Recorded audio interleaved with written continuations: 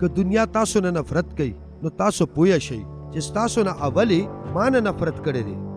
که چېرې تاسو د دنیا وې نو دنیا به تاسو سره د خپلو په شان مینه کړې وه، خو تاسو د دنیا نه یئ، خو ما تاسو د دنیا نه جدا کړئ. نو دغه وجه دا چې دنیا تاسو نه نفرت کوي.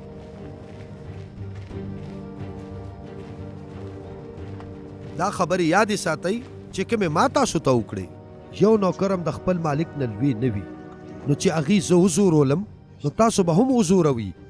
که هغې زما په کلام عمل وکړي نو ستاسو په کلام به هم عمل وکړي.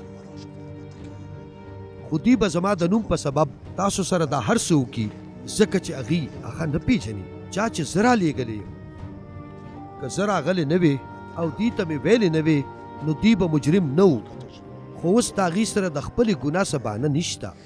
څوک چې ما نه نفرت کوي هغه زما د پلار نه هم نفرت کوي.